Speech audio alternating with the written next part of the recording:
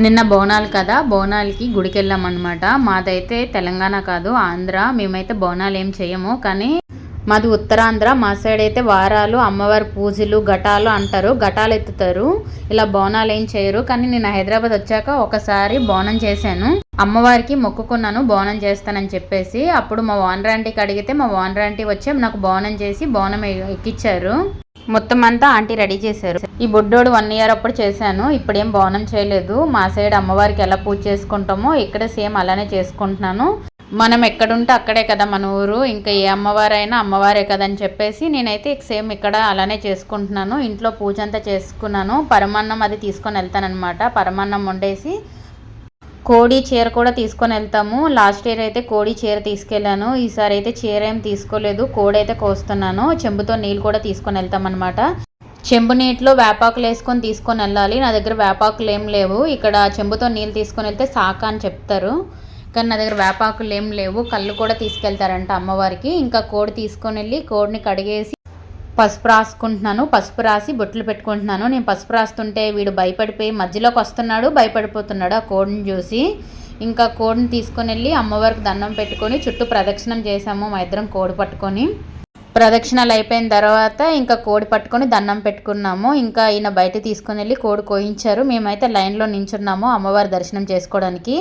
లైన్లో కోడిని పట్టుకొని లోపలికి రానేరు కాబట్టి ఈయన రాలేదు. అమ్మవారిని దర్శనం చేసుకోండి. ఇక్కడ పోచమ్మ అమ్మవారు, ఇక్కడ చాలా మహిమగల తల్లి అమ్మవారు. ఇంకా అమ్మవారి దర్శనం చేసుకొని బయటకు వచ్చేసాము. ఎక్కువసేపు ఉంచలేదు, లైన్ చాలా ఉంది కదా, అందుకని ఎక్కువసేపు ఉంచారనమాట. తొందర పంపించేస్తారు. అమ్మవారికి బోనాలు తెచ్చిన వాళ్ళు ఇంకా చుట్టూ ప్రదక్షిణాలు చేసుకుంటున్నారు. మేము పొద్దున్నే 8 కల్లా వచ్చేసాము.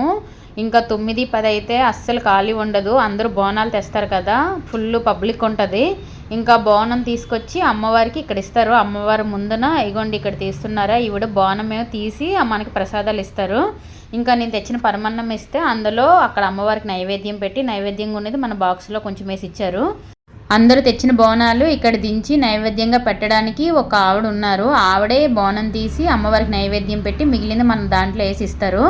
ఇగోండి ఇక్కడ వేరే వాళ్ళు బోనం తెచ్చారు కదా, అమ్మవారికి నైవేద్యంగా పెడుతున్నారు. ఇక్కడ చిన్నోళ్ళు పెద్దోళ్ళని తేడా లేకుండా అందరూ బోనాలు ఎత్తుతారు. ఇగోండి చిన్న పాప కూడా బోనం ఎత్తి తీసుకొని వెళ్తున్నారు. ఇంకా దండం పెట్టుకొని ప్రసాదం తీసుకొని ఇంక వెళ్ళిపోతున్నాము. మాకైతే తొందరగానే దర్శనం అయిపోయింది. ఒక 1/2 అవర్లో అయిపోయింది. కొంచెం లేట్ అయితే మాత్రం అస్సలు ఖాళీ ఉండదు.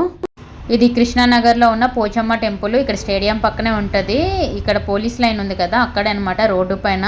ఇక్కడ పిల్లలు తీసుకుని వస్తే మాత్రం జాగ్రత్తగా ఉండాలి, ఎందుకంటే టెంపుల్ రోడ్డు పైనే ఉంటుంది. బస్సులు వెళ్తాయి చాలా, అసలు రోడ్డు ఖాళీ ఉండదు. పిల్లలు మాత్రం జాగ్రత్తగా చూసుకోవాలి.